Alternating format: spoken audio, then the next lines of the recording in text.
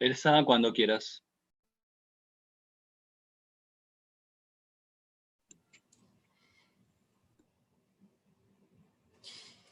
Muy buenas tardes, bienvenidos. Hoy vamos a compartir la charla número 3 del Instituto de Investigaciones Bibliotecológicas de la Facultad de Filosofía y Letras de la Universidad de Buenos Aires. Mi nombre es Elsa Barber y soy la directora del mismo. En el día de hoy, la charla se titula Hacia una gestión de la información de la investigación y estará a cargo de María Rosa Mostacchio y Gisela Porcel.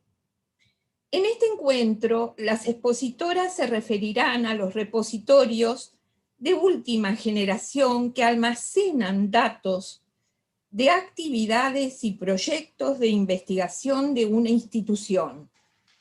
¿Para qué? Para proporcionar un conocimiento sólido sobre los metadatos de los proyectos y resultados de la investigación sobre los investigadores, sobre organizaciones, así como la difusión y preservación de la producción académica vinculada con dichos proyectos. De modo que adelante María Rosa, adelante Gisela, nos vemos en un rato. Hola, ¿qué tal? Buenas tardes a todos, a todas. Gracias Elsa, gracias toda la gente del INIBI y bueno, Leonardo también por invitarnos a compartir esta experiencia que para nosotros ha surgido a partir del trabajo y de las necesidades concretas de demandas desde la Secretaría de Investigación. Y me parece que, un poco así como lo que planteaba Elsa de resumen, me parece que también esta tendencia de estos repositorios de última generación tienen que ver con nuevos roles de los bibliotecarios. Me parece que, si bien no está planteado como el objetivo de la charla, pero me parece que esta experiencia nos tiene que servir para empezar a pensarnos con estos nuevos roles, con estas nuevas actividades, con estas tareas y esta gestión de los metadatos que cada vez son más necesarios y más lo requieren las distintas áreas. En este caso, pues yo estoy hablando de la Secretaría de Investigación de la Facultad de Filosofía y Letras, ¿no? Y además, para poner en contexto, en la facultad hay 23 institutos de investigación, hay un promedio de 300 investigadores, es decir, es un contexto en donde la necesidad de tener sistematizada toda esta información es clave. Entonces, me parece que, si bien nosotros ahora estamos en una etapa recién de prueba, todavía no lo tenemos implementado, pero me parece que está bueno contar la experiencia porque es un poco el camino que fuimos recorriendo hasta llegar a donde estamos, y bueno, a partir de ahí seguiremos construyendo y avanzando. En principio yo les voy a compartir una pantalla, a ver.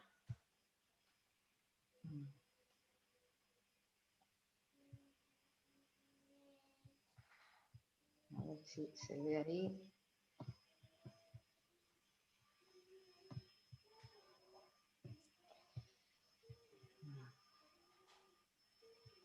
Miren que tengo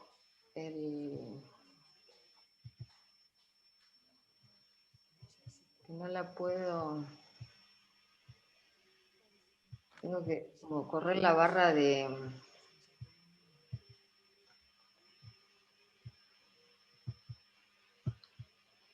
A ver. Bueno. Quería pasarla desde las diapos, pero no.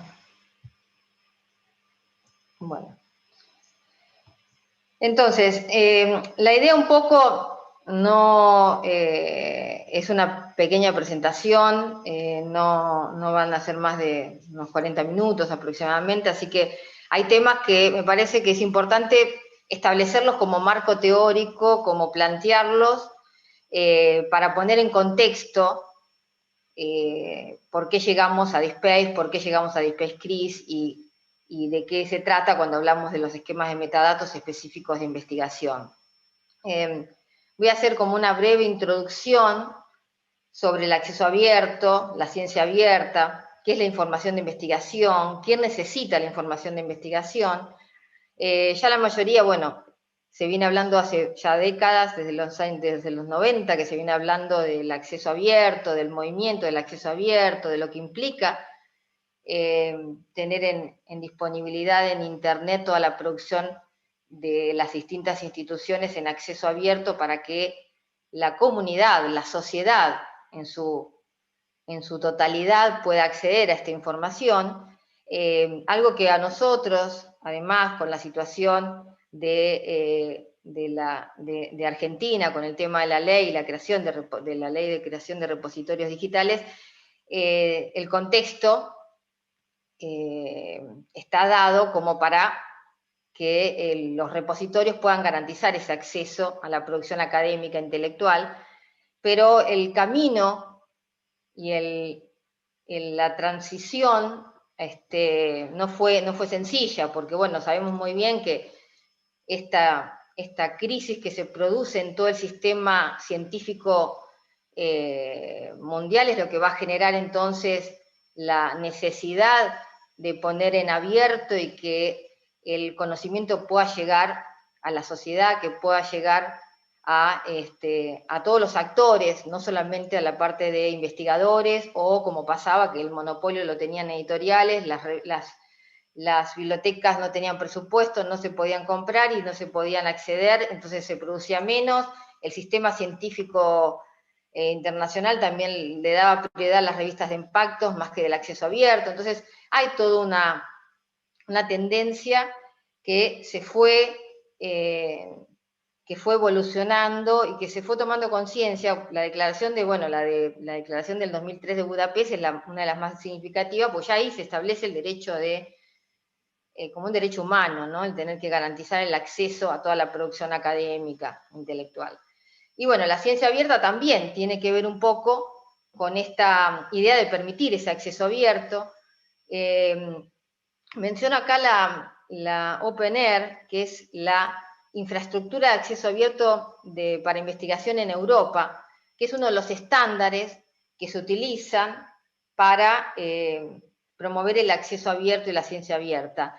Este estándar de OpenAIRE es el estándar también que se utiliza para todos aquellos que usamos y tenemos repositorios institucionales y estamos adheridos al Sistema Nacional de Repositorios Digitales.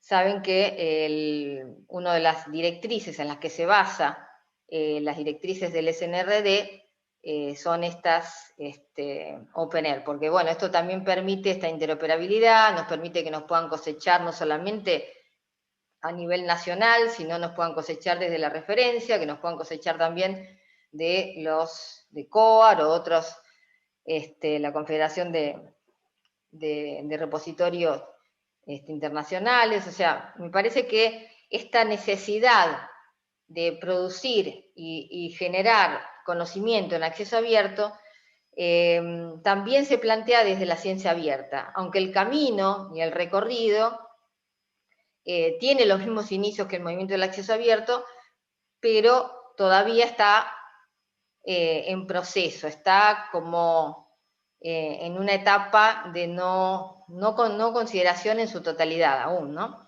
En el 2018 la UNESCO y la Asociación Columbus lo que plantean es eso, ¿cuáles son los componentes de la ciencia abierta? Bueno, el acceso abierto a las publicaciones, el acceso abierto a los datos abiertos, que esto es un tema, el tema de que en la ley está contemplado, el tema de los datos primarios, por ejemplo, que tienen que estar disponibles en el repositorio, y ahora en el MinCIR lo que agregaron, hay un portal que se llama DACITAR, en donde los datos abiertos, los datos primarios ya pueden estar depositados en ese lugar, ¿no? En ese sitio.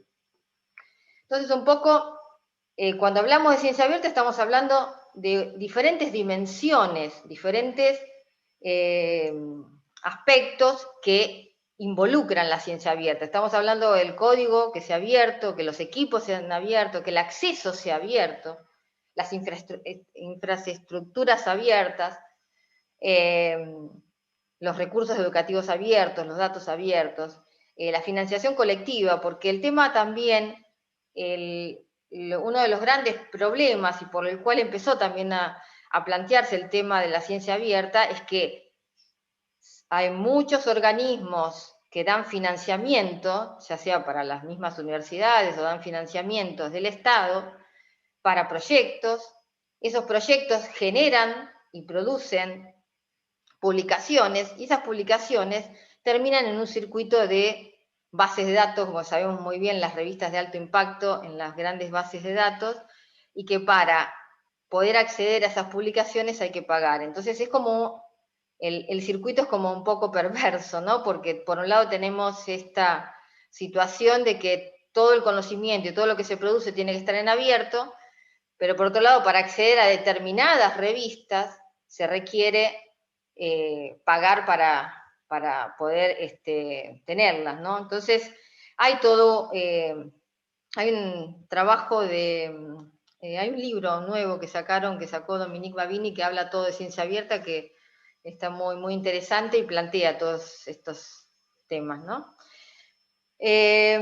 Bueno, entonces, cuando hablamos de qué es la información de investigación, cuando pensamos qué es lo que se requiere entonces, cuáles son los metadatos para describir toda esta información de investigación. Y bueno, tenemos por un lado todo lo que implica el proceso de investigación, los proyectos, financiamiento, las infraestructuras. Por otro lado tenemos los actores de investigación, los investigadores, las instituciones, financiadores, editores, etcétera, y los resultados de investigación, que tenemos los productos, que pueden ser publicaciones, que pueden ser investigación, conjunto de datos, patentes. Esto es importante definirlo porque, y a esto viene también el tema de los repositorios que tenemos ¿hay alguien que tengo que admitir? ¿Ustedes admiten? Con el tema de los repositorios es que lo que describe principalmente, estamos hablando de publicaciones y de los ítems. Es decir, no tenemos un esquema de metadatos que permita describir cada uno de estos elementos, cada una de estas actividades que hacen a la información de investigación.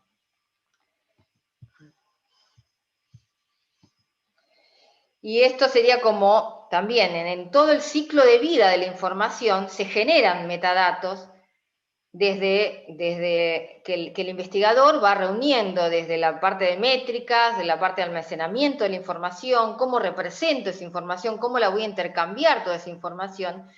Y realmente uno de los temas que me parece que es fundamental y es clave, que nosotros como bibliotecarios tenemos que estar acompañando en determinados procesos porque permiten estandarizar y hacer interoperables todos los proyectos, ¿no? Y si además pensamos quiénes son los que necesitan la información, bueno, todos. En definitiva, cada uno desde un determinado lugar necesitamos entonces la información de investigación. Hay diferentes actores, y no solamente, esto lo aclaro porque bueno, muchas veces pasa que en el mundo de los investigadores parece que los únicos que les interesa la investigación parece que fueran los investigadores, y hay una tendencia justamente que la investigación sirva para la sociedad, que sirva para construir y generar más conocimiento, para permitir entonces una mejor calidad de vida a la gente. Bueno, con el tema de la pandemia sabemos muy bien la importancia de las investigaciones y lo que fue generando, ¿no?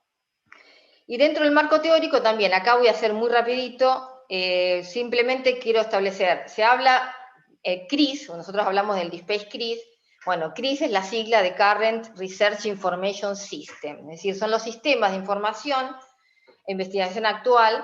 Estas son plataformas en donde los investigadores de una institución pueden gestionar sus proyectos. Ahora bien, los sistemas de gestión de información en la Argentina, desde el 2005 CONICET tiene SIGEVA. El SIGEVA es un desarrollo propio. Después la permitió con acuerdos, la mayoría de las universidades firmaron acuerdos con CONICET para tener GEVA. Nosotros tenemos, para tener SIGEVA, nosotros tenemos en la UBA también el SIGEVA. Pero ¿qué pasa con este tipo de sistemas? Están totalmente cerrados, en silos, el acceso lo tiene, la información que tienen o que recaban estos sistemas la están centradas en la Secretaría de Ciencia y Técnica de la UBA. Es decir, para poder conocer cuáles son los proyectos que se están gestando, para poder conocer qué es lo que qué líneas de investigación se están haciendo, o cuáles son los financiamientos, o cuáles son los distintos tipos de investigadores que intercambian con otras agencias o otros financiamientos. Bueno, toda esa información, alguna se puede obtener desde el SIGEVA, pero realmente no hay una posibilidad de acceder a este tipo de información, salvo ser algún responsable institucional que permitan el acceso, pero no está disponible. Justamente uno de los temas es ese, que el conocimiento y que la información y que la producción académica y que los resultados de investigación se conozcan en términos abiertos. Y entonces, otro de los temas que tenemos tiene que ver, esperen que, otro término que también se utiliza mucho, a veces se lo utiliza como RIMS, a veces se lo utiliza como sinónimo de CRIS. A mí me interesa destacarlo porque es Research Information Management. Lo que plantea desde de la ciencia europea del 2016 lo define como datos sobre actividades de investigación en lugar de datos de investigación generados por los investigadores. Y esto me parece también importante, que está planteando entonces la gestión de la información de investigación se aplica a todo el ecosistema, o sea, todo el proceso general de lo que es recopilación, de lo que es administración y la reutilización de los metadatos de la actividad de investigación. Es más, yo agregaría o cambiaría en términos bibliotecarios, a lo mejor pensar en gestión de los metadatos de investigación, ¿no? Es decir, me parece que es un área y un lugar que tenemos que empezar a trabajar en estas nuevas tareas o roles como bibliotecarios. Este es el caso del repositorio institucional, este es el repositorio de Filo, está el repositorio tiene, después Gisela les va a contar, yo simplemente lo que voy a plantear es que estamos adheridos al Sistema Nacional de Repositorios Digitales, formamos parte del SNRD, somos cosechados y cumplimos con los estándares requeridos para formar parte del SNRD, ¿no? El tema, de interoperabilidad, simplemente a título informativo, me parece que uno de los temas fundamentales en esta nueva etapa o en esta nueva, cuando hablamos de los repositorios, es clave que sean interoperables, es clave que los protocolos que se utilizan sean de acceso abierto y gratuito, que los esquemas de metadatos y los vocabularios y los listados de términos controlados estén acordados con la comunidad. Nosotros, por ejemplo, tenemos, si bien utilizamos el esquema de metadatos Dublin Core, pero ese Dublin Core no es tal como se da el Dublin Core, sino hay directrices del Sistema Nacional de Repositorios Digitales, las cuales se acordaron, y en función de esas directrices lo que permite entonces esa interoperabilidad, que nos puedan cosechar, que podamos formar parte de la red de repositorios, que podamos intercambiar y que puedan además intercambiarse información con otros sistemas, como es el caso con el CRIS, ¿no? Y también, esto me parece también interesante, cuando hablamos de los metadatos, en el año 2016 se sacó una guía para la gestión y la administración de los metadatos, que se la conoce como los principios FAIR. Y me parece que en el 2019 sacaron una adenda. Y me parece que también esto es fundamental porque, de nuevo, lo que va a certificar, diríamos, que los metadatos tienen que ser encontrables, o sea, que tengan un identificador único, en el caso de los repositorios, que tenemos el handle, en el caso del DOI, que sean accesibles, tiene que ver justamente con este protocolo OAI-PMH de comunicación, que también sean interoperables, es decir, que los esquemas de metadatos y todos los estándares, se utilicen estándares que permitan justamente conectar, que utilicen el mismo lenguaje y el formato para poder conectarse entre otros sistemas, y reutilizables, es decir, es importante que esos metadatos puedan ser utilizados por otros sistemas, y para poder ser utilizados es importante que que tengan la procedencia, que tengan justamente el contexto, y que además el tema también de las licencias, ¿no? Que permitan las licencias, como el caso, no sé, repositorios de las licencias Creative Commons. Entonces, nosotros tenemos acá lo que caracteriza Eurocris. Es una organización sin fines de lucro que la Comunidad Europea le asignó o le derivó todo el tema de trabajo con los estándares. Y entonces ellos lo que empezaron a trabajar es tratando de definir entonces primero cuál es ese modelo, o sea, el modelo conceptual, es decir, a partir del cuáles son esos elementos fundamentales que se necesitan para describir este tipo de recursos, ¿no? Entonces, bueno, acá tenemos, por ejemplo, no sé, el nombre del acrónimo, el nombre del proyecto, el título, la fecha de inicio, fin, si hay una fuente de financiamiento, qué publicaciones científicas están asociadas, quién es el coordinador, cuál es el dominio de investigación, el URI. Se trabajan con identificadores persistentes, o sea, además del handle, del DOI, del ISBN, el SSN, el ORCID para investigadores. Entonces, me parece que tiene que ver un poco con tratar de definir qué elementos son claves, fundamentales, que mejor van a representar este modelo para los proyectos. Bueno, esta vendría antes. Estas son las directrices del Sistema Nacional que nosotros utilizamos para el repositorio de Space. Y bueno, es el ejemplo también de metadatos de Dublin Core que usamos en DSpace. Ahora, ¿cuáles son esos metadatos para describir las actividades de investigación? Y existe entonces un modelo de datos estándar para la comunicación de investigación que se conoce como SERIF, que es la sigla, ¿no? De formato de información de investigación de la Comunidad Europea. Este formato lo que plantea entonces 8 entidades, es decir, este modelo conceptual donde se plantea primero cuáles son esos elementos que integran fundamentales para representar estas actividades de investigación. Estos 8 entidades tenemos dentro, justamente, es un estándar, este esquema de metadatos SERIF es un estándar, para los sistemas CRIS, y define 8 entidades: publicación, organización, equipamiento, servicio, producto, bases de datos, proyecto, financiamiento, persona, el uso de vocabularios controlados y los identificadores persistentes.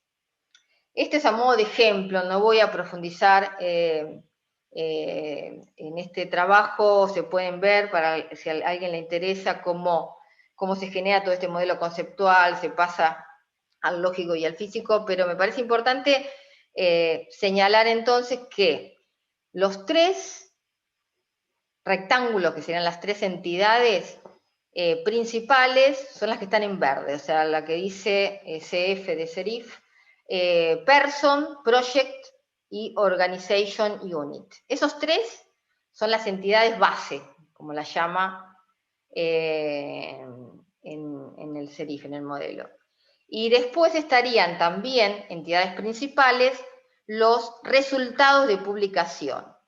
Los resultados de publicación son los que ven en naranja, en la parte central. Entonces, resultados de publicación, resultados de producto y resultados de patente. Es decir, esos serían como las 6 entidades base, y a partir de esas 6 entidades base que están en el centro, están todos alrededor las distintas entidades que lo llaman de segundo nivel. ¿Por qué? Porque están integradas, todas las rayitas que ustedes ven son relaciones, o sea, todos los elementos, las distintas entidades están relacionadas en algunos puntos con diferentes actividades, desde lo que es el equipamiento, desde los identificadores federados, los currículums, porque se trabaja con los currículos investigadores, las citaciones, los fondos, las calificaciones, es decir, ahí vemos métricas, indicadores, que esto también es muy importante para poder establecer cuál es la visibilidad también en cuanto a citación y a impacto que tienen la producción de las investigaciones, ¿no? Acá entonces tendríamos, yo no sé cómo estoy con el tiempo, tendríamos entonces acá cómo el DISPACE y el DISPACE CRIS se unen. La Universidad de Hong Kong en el 2009 con un consorcio italiano empezaron a trabajar en la unificación del sistema de repositorios, la unificación del DISPACE con el CRIS, porque justamente al utilizar esquemas que permiten la interoperabilidad, se podían unificar. Y los beneficios entonces de integración del CRIS con un repositorio es que, además de lo que implica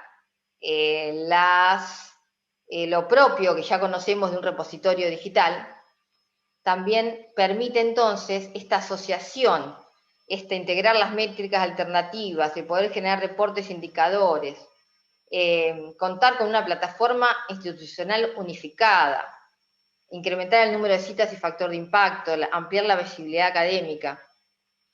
Acá, a modo de ejemplo, esto sería el DISPACE tradicional, lo que hace es justamente trabajar específicamente con las publicaciones, mientras que entonces, al sumarse las distintas actividades definidas en este modelo, en este esquema de metadatos del SERIF, entonces vemos cómo, como resultado de esta interacción, por eso se los llama, se los empezó a hablar de los repositorios de última generación, ¿no? Como que a partir de esta unión, de esta unificación, ya los repositorios tienen un camino transitado, tienen una trayectoria que ya los ha convertido como los representantes de las políticas públicas de acceso abierto. Entonces, el fortalecer al repositorio con los proyectos, con las investigaciones, y al mismo tiempo no solamente eso, sino que permite acompañar a los proyectos de investigación, acompañar con las políticas públicas nacionales de democratizar el acceso al conocimiento. Entonces, es una sumatoria de beneficios poder integrar a ambos. Lo que pasa que, bueno, la integración lleva tiene sus problemas como cualquier otra implementación de cualquier otro sistema. O sea, la ventaja es que tenemos acá un DISPACE que es el punto de partida y que a partir de ahí se le agrega el sistema de investigación, ¿no? Entonces, acá tenemos, bueno, entonces, lo que hasta ahora vimos es un poco lo que les planteaba, tratar de contarles así muy rapidito cuál fue el camino que fuimos transitando y por qué llegamos a a considerar que es importante para nosotros que el área, es decir, si bien nosotros no vamos a ponernos a trabajar con la Secretaría de Investigación o los proyectos concretos de los investigadores, pero me parece que es un valor añadido y un soporte fundamental que nosotros tenemos que brindar como servicio desde las bibliotecas. Me parece que es una nuevas competencias profesionales a las que tenemos que empezar a trabajar porque son necesidades concretas y tenemos que estar respondiendo a estas necesidades. Bueno, ahora entonces vamos a empezar con el dispace de filo, así que le voy a ceder, me voy a poner en silencio y le voy a dejar la palabra a Gisela. Hola, Gisela hola. Porcel, ahí. Sí, buenas tardes. Soy Gisela, soy la encargada del repositorio Filo Digital y voy a contar un poco sobre cómo es la plataforma DSpace de código abierto que implementamos en Filo desde el 2016. Bueno, la estructura de la organización de los datos es orgánico-funcional. Es decir, que por un lado es funcional ya que cada una de las comunidades y las subcomunidades reflejan las funciones propias de cada área de la facultad. Así entonces tenemos comunidades como ECMA, FiloUBA o tipo de datos, y tenemos subcomunidades dentro de cada una como asuntos académicos, investigación, publicaciones, biblioteca, etc. Es decir, que estas subcomunidades reflejan la estructura orgánica de cada área, ¿sí? Entonces, por ejemplo, tenemos la comunidad FiloUBA, que a su vez tiene una subcomunidad que es asuntos académicos, que a su vez tiene otra subcomunidad que es carreras de grado. Y a su vez, más subcomunidades. ¿Me pasa la depo, María, por favor? María. Bueno, y acá podemos ver un ejemplo de una subcomunidad como es doctorado en antropología, que tiene dos colecciones, de tesis de doctorado en antropología y tesis de doctorado en arqueología. ¿Sí? Me pasa eso. Es importante destacar que las comunidades pueden tener subcomunidades o colecciones, pero nunca pueden tener ítems. Solamente las colecciones pueden tener ítems. Y un ítem pertenece a una sola colección, pero puede estar asociado a otras colecciones. ¿Sí? María. Perfecto. Una de las colecciones que tomamos como punto de partida para este estudio fueron los proyectos UBASIC. Desde la Secretaría de Investigación surge la necesidad de buscar qué temas se estaban investigando, cuáles eran las líneas de investigación, cuáles eran los proyectos de la facultad, pero esa información se encontraba dispersa en distintos archivos y sitios. Entonces desde la Subsecretaría de Bibliotecas se propuso sistematizar y organizar todos los proyectos de la facultad, ¿no? Las encargadas de realizar este trabajo fueron Noelia Brusone y Silvia Gattafoni, dos bibliotecarias, que incluyeron la colección de proyectos UBASIC al repositorio, y que lo principal que hicieron fue definir un esquema de metadatos propios para definir los proyectos, ya que este tipo de información no estaba reflejada en el esquema de metadatos de Dublin Core que proporciona las directrices del SNRD. Bueno, ahí tenemos un pequeño ejemplo de cómo se visualizan los objetos de los proyectos UBASIC. Es importante destacar que no tenemos los objetos digitales. Bueno, y acá podemos ver cómo es un proyecto, cómo es un ítem.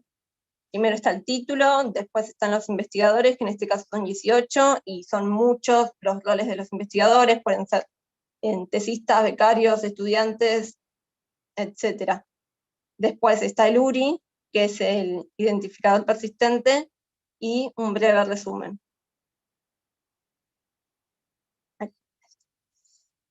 El DSpace List lo que establece y permite es que cada investigador tenga su propio perfil.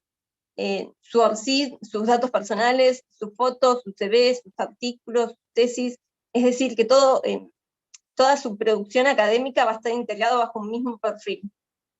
Y lo que te permite también es configurar no solamente el perfil del investigador, sino también los perfiles de las instituciones u organizaciones y los resultados, que son los datos primarios, los productos. María. Gracias.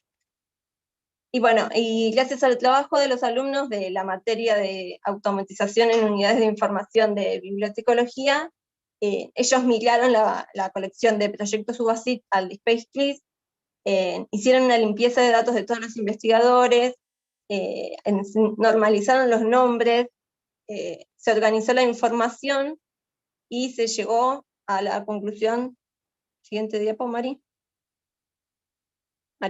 ahí está, de que había 2.792 perfiles de investigadores, 23 perfiles de institutos y 576 proyectos UBASIT. Y listo. María, todo tuyo. Bueno, un poco me parece que la idea de plantear entonces esta necesidad, como decía Gisela, de responder a una demanda específica, como fue organizar todo lo que se encontraba, toda la producción de los investigadores en la Secretaría, me parece que esto tiene que servirnos como un punto de partida para que entonces con este DSpace-CRIS se pueda ir a un nuevo modelo de la gestión de la información en investigación y donde las bibliotecas deben desempeñar un papel preponderante, tienen que desempeñar un rol preponderante para poder acompañar a las necesidades de las comunicaciones científicas, para poder brindar mejores servicios, para poder brindar y cumplir también con las políticas de acceso abierto, de la democratización del conocimiento. Me parece que esta conjunción, esta unión del repositorio más los sistemas de investigación, permiten entonces tener en una sola plataforma toda la producción, los perfiles, los datos primarios, y de esa manera no solamente vamos a poder responder las preguntas como el caso de cuáles son esas líneas de financiamiento, sino vamos a poder inclusive saber cuáles son las distintas líneas de investigación, podemos saber, no sé, si hay, cuántas mujeres hay en los proyectos de investigación, cuáles son esas líneas de financiamiento a lo mejor externas, cuáles son los autores más citados, cuáles son los autores que mayor impacto han tenido en las investigaciones. Entonces, eso va a dar una visibilidad académica e institucional fundamental para los investigadores, pero al mismo tiempo para los bibliotecarios poder responder y brindar este nuevo, para mí es una nueva competencia profesional a la que tenemos que empezar a profundizar y a trabajar.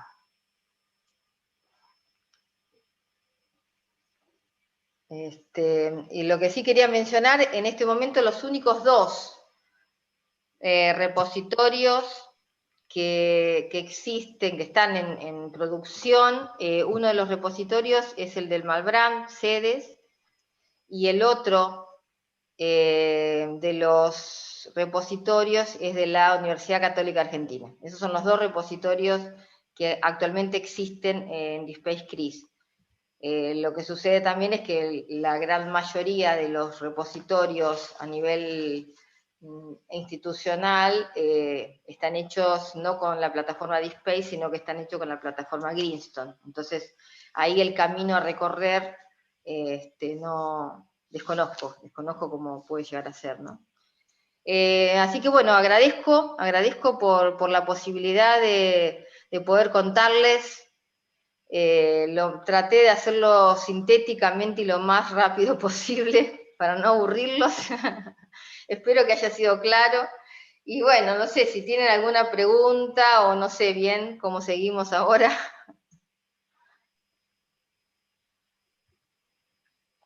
Gracias, María. Todavía aparece el PowerPoint. Creo que lo tenés que quitar. Ahí está. Gracias, María Gisela.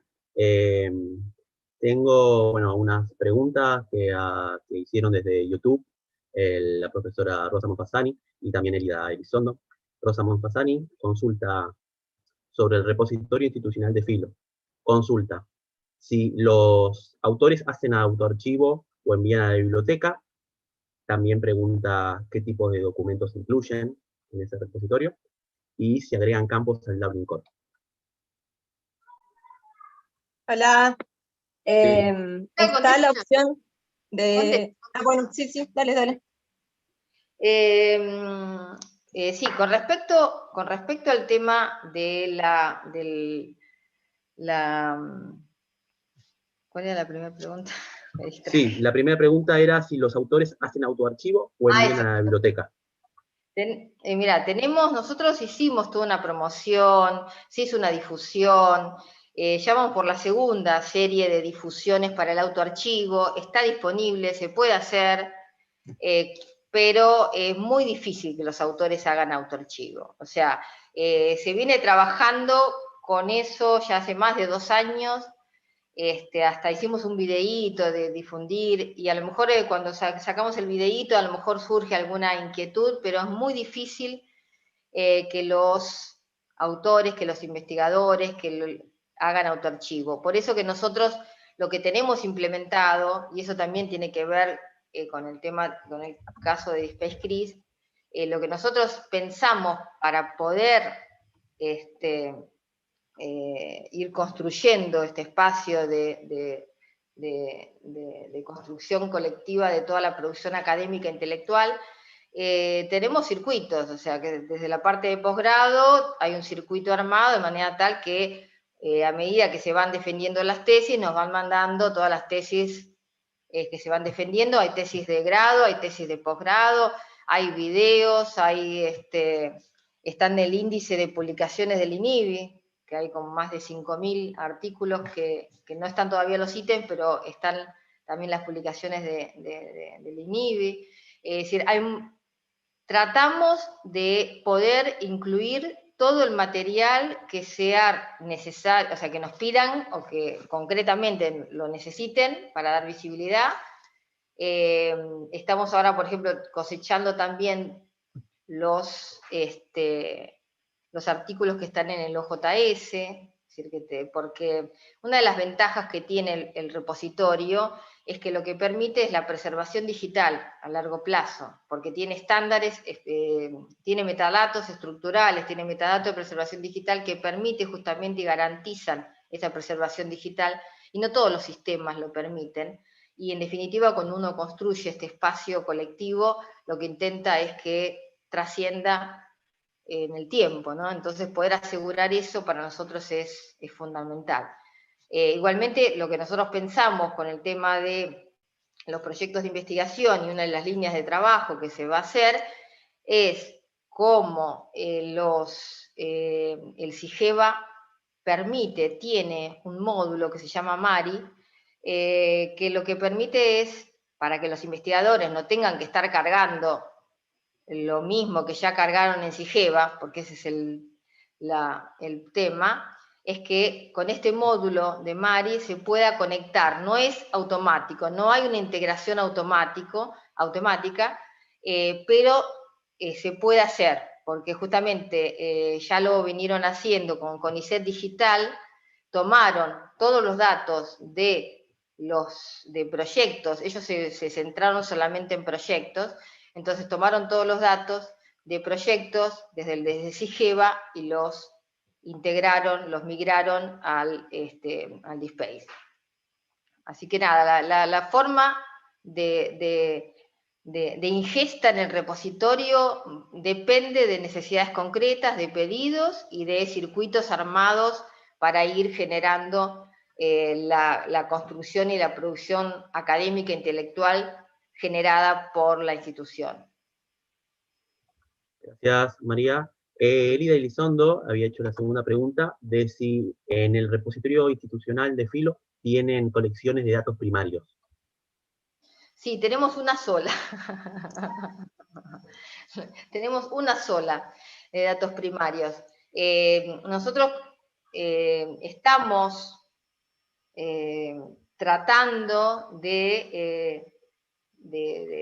también tiene que ver con la sensibilizar y concientizar, pero este caso que tenemos, que es el único, lo que sucedió es que fueron a presentarse a un proyecto para pedir subsidio y les pidieron que tenían que tener los datos en un repositorio con URI, con un identificador persistente.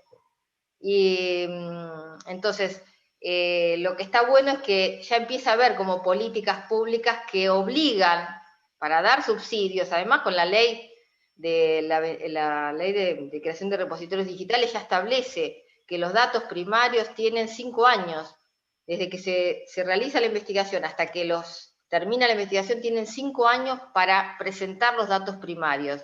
Si en esos 5 años no presentan los datos primarios, cuando vayan a pedir un nuevo subsidio, no les van a dar. Entonces, me parece que ese proceso recién ahora va a empezar y vamos a poder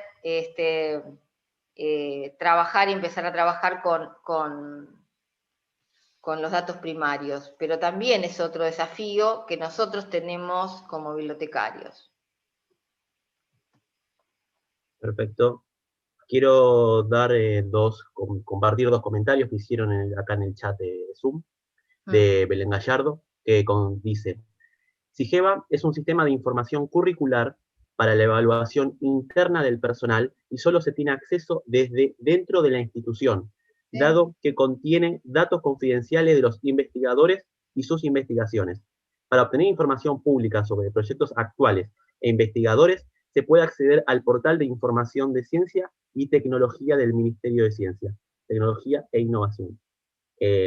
La URL es cicitar.mincit.gov.ar /buscar/numeral. Por otro lado, CONICET está trabajando, ahí terminó, en la implementación final, tanto de su repositorio de datos como de los planes de gestión de datos. Y por último, el comentario de Marta Liliana Eiker, que comenta que el autoarchivo se complica a la hora de las cosechas. Pocas veces lo realizan con precisión. Y no respetan el orden y estructura de los metadatos.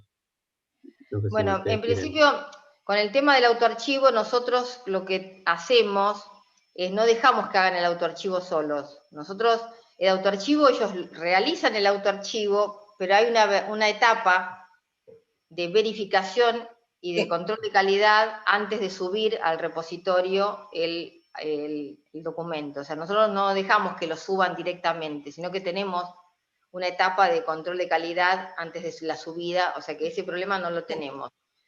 Cuando yo me refería al sistema de evaluación científica del SIGEVA, y eso sucede en la misma ley, todo plantean, hay una serie de datos sensibles, datos privados, datos que tienen que ver con patentes, datos que afectan a los intereses, ya sea comerciales o datos de las personas, que obviamente esos datos no se van a poner en acceso abierto. Cuando se habla de disponibilizar y tener en acceso abierto toda la producción, tiene que ver fundamentalmente con la interrelación y la intervinculación de toda la producción académica e intelectual que genera la facultad, todos los proyectos de investigación que se generan y se han generado a lo largo de la historia de la facultad, que esa información no está en ningún lado. Entonces, me parece que esto apunta,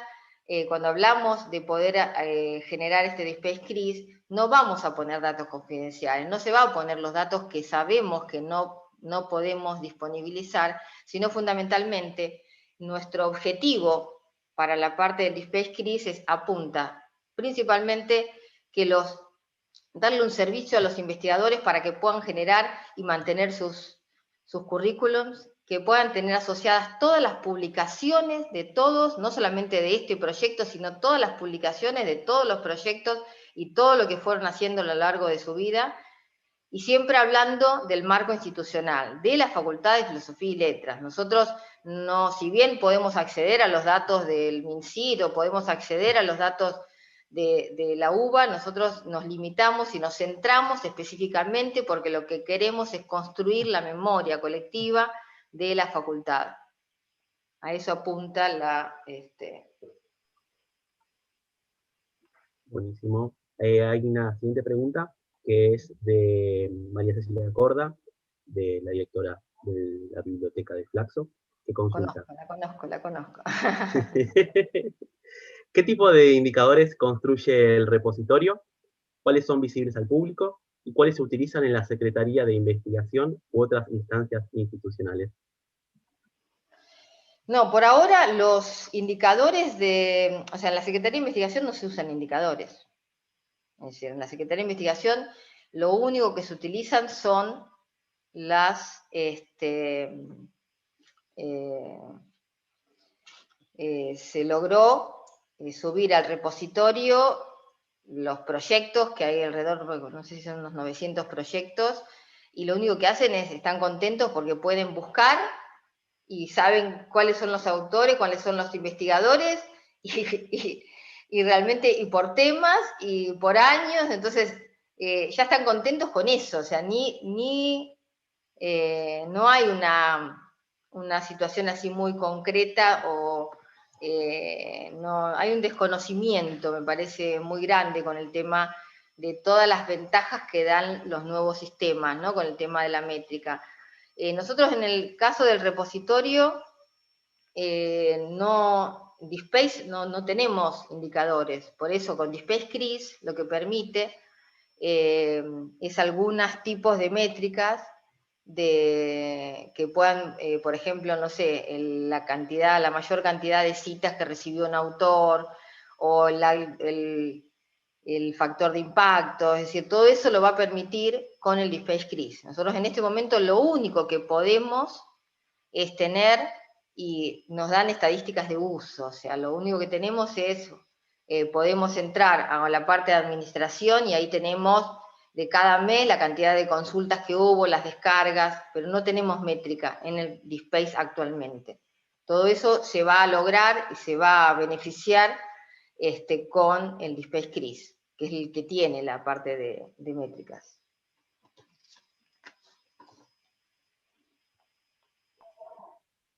Gracias, María Rosa.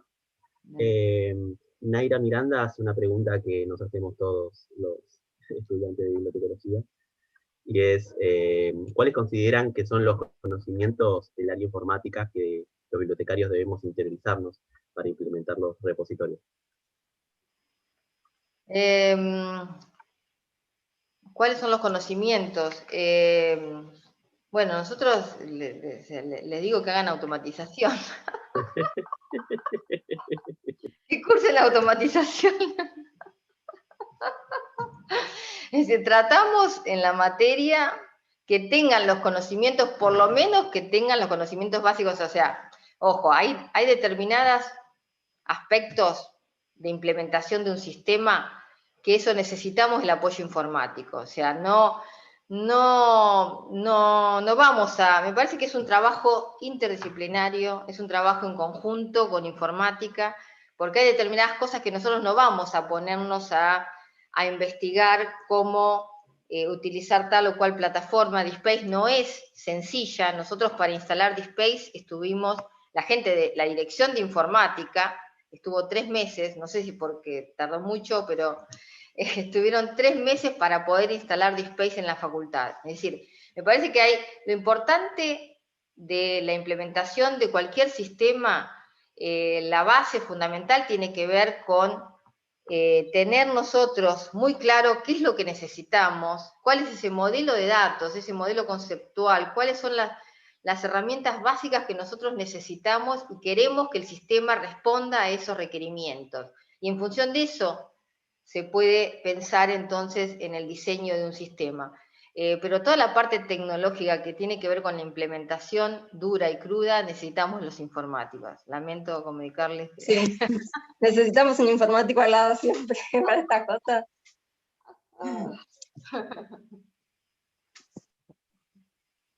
Bueno, perfecto, entonces queda anotado cursar la automatización de vuelta y tener un informático al lado. que por cierto le mandamos un abrazo a Ramiro Viña por todo lo que ha hecho. Y Naira Miranda recomienda mi pregunta a los conocimientos por parte del bibliotecario que enriquezcan el diálogo. ¿Qué tiene que saber el bibliotecario? Más allá Claro, bueno, por eso digo, cuando estamos hablando de diseñar un sistema o qué cosas tenemos que pedirles a un informático, tiene que ver con esto, el modelo de datos, es clave. Es decir, nosotros podemos poder definir a partir de una realidad concreta, de un análisis, de un diagnóstico, de un estudio, y a partir de eso establecer cuáles son los requerimientos básicos mínimos que el sistema tiene que cumplir y tiene que responder, eso poder traducirlo en modelo de datos o modelo conceptual que permita entonces que a partir de ese modelo conceptual estamos hablando de los mismos lenguajes, estamos hablando de las entidades, de los distintos atributos y las propiedades que tienen, que permite definir ese modelo y que nos permite a nosotros entonces hablar con la misma terminología que un informático puede entender. Lo mismo de los casos de uso. Es clave poder saber cómo se define un caso de uso, cuáles son los pasos, cómo se hace un diagrama de flujo, o sea, toda la parte que tiene que ver con definir cada una de las etapas o los procesos que necesitamos que un sistema responda o necesitamos que el sistema cumpla, ¿no? Entonces tiene que ver un poco con eso, con tomar la parte de modelo de datos, pensar en cuál es la infraestructura necesaria y a partir de ahí empezar a construir lo que nosotros necesitamos y a partir de ahí empezar a construir conjuntamente con un informático, porque obviamente el informático, y además si no se especializa en la parte de bibliotecas, que es lo que nos pasa a nosotros en la facultad, lo que tenemos entonces es que no es, puede instalar un sistema y te lo dejas instalado y decís, no, pero realmente yo necesitaba esta configuración, necesitaba tal otra cosa, necesitaba tal o cual módulo, entonces me parece que tiene que ver un poco con eso. Nosotros está bueno poder, poder conocer los sistemas, poder ver cómo funcionan, pero también está bueno poder hablar los mismos lenguajes terminológicos, las mismas terminologías que utilizan los informáticos, ¿no? La verdad que sí. Y bueno, tenemos una última pregunta también de Rosa Monfasani, que se celebra el trabajo, como muchas de las personas que estamos acá, y preguntan si este trabajo lo replican para que otras bibliotecas de la UBA lo apliquen. Nosotros no tenemos ningún problema que lo usen. El tema acá es la situación de las otras bibliotecas de la UBA, es que usan Greenstone. Entonces, la plataforma de Greenstone, yo desconozco, no la he usado, entonces no sé de qué manera se puede compatibilizar, porque el tema es que Greenstone no trabaja en línea como plataforma web, sino que trabaja offline y después hay que subir el material para ponerlo en línea.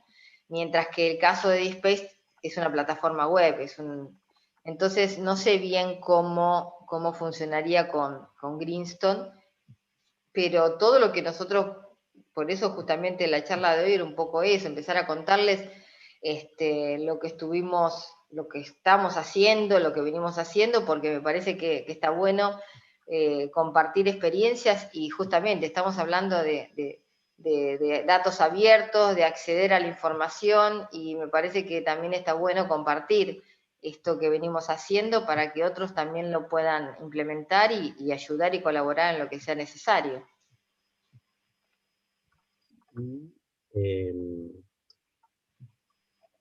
Por último, Adriana Banzini comenta que el DSpace sería adaptable entonces a otro tipo de instituciones, no necesariamente de investigación.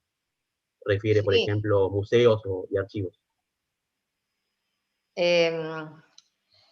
Lo que pasa es que depende para lo que vayas a usarlo, porque en el caso de DSpace, como está pensado como repositorio, para el caso archivo nosotros usamos Collective Access más que DSpace.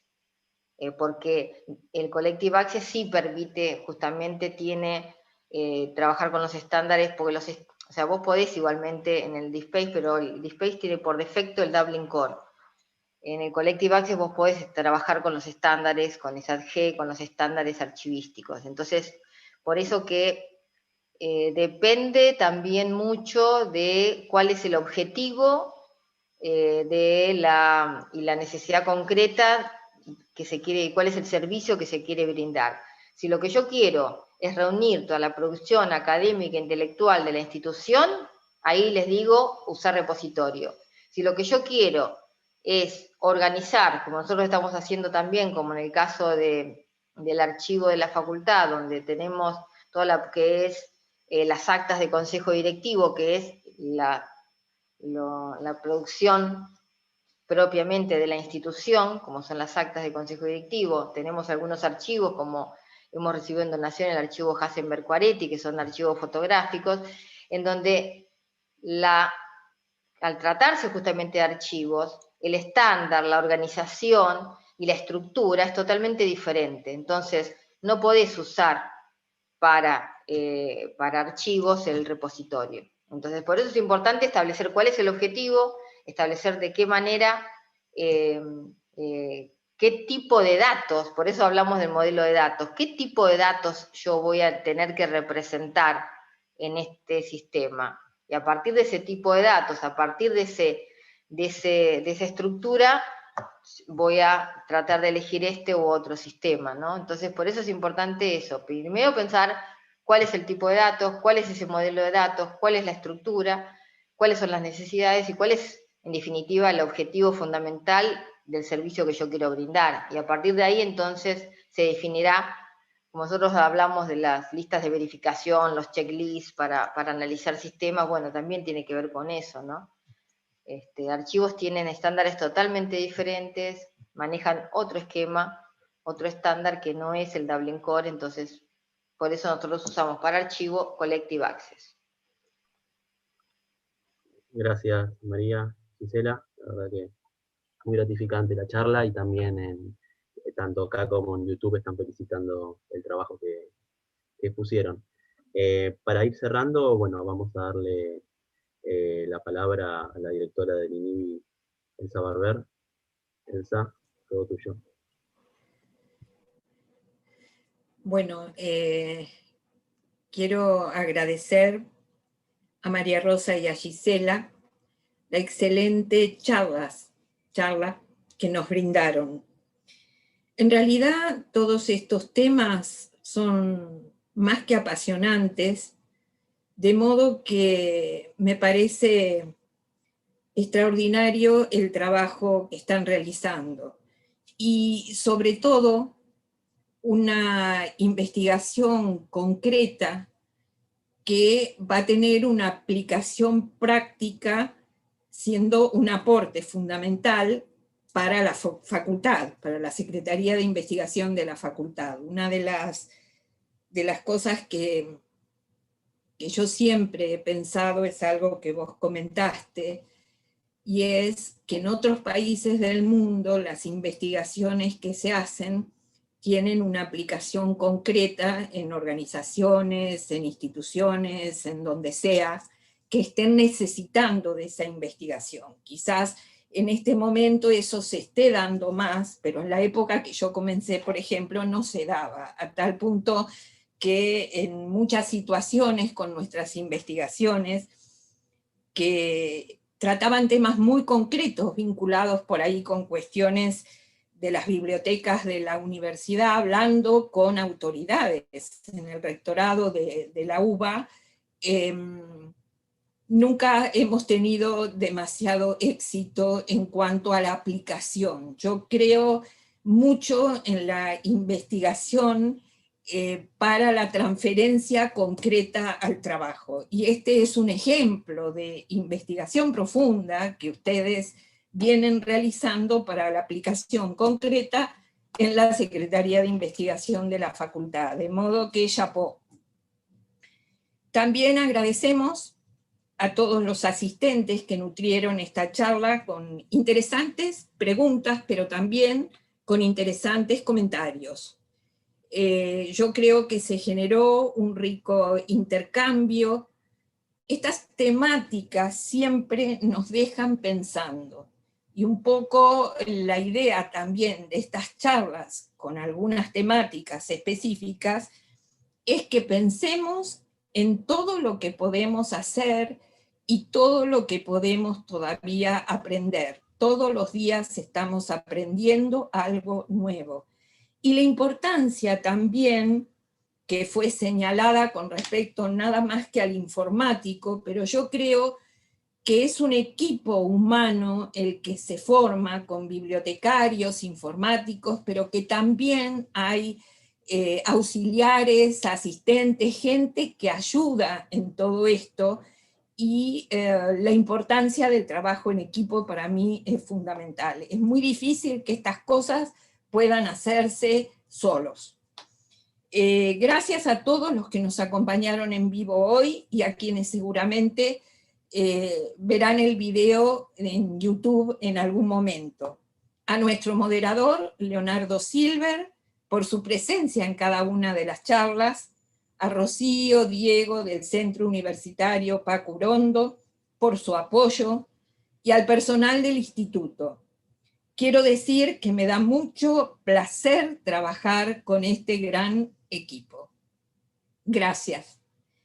Finalmente, los vamos a invitar a participar en la próxima charla, que va a ser el día jueves 22 de abril a las 17 horas. Va a ser una presentación con característica de entrevista en que Ignacio Mancini va a entrevistar a Nicolás Rux y se titula Cambio de rumbo, Document Delivery en la biblioteca del Organismo Internacional de Energía Atómica con sede en Viena, Austria. Nicolás es un egresado de la Facultad de Filosofía y Letras, de la UBA, de nuestra carrera, y hace, creo que desde octubre del 2019, que está trabajando en ese lugar. De paso les voy a comentar que en el sitio web del INIVI ya están incluidas las charlas para todo el año. En la primera les comenté que teníamos armado de marzo a junio, y ahora les digo que ya está también agosto a noviembre. De modo que los invitamos a visitar el sitio, y si podés, Leonardo, colocar el sitio en el chat, te lo agradecemos. Muchísimas gracias a todos. Recuerden, jueves 22 de abril a las 17 horas, los esperamos.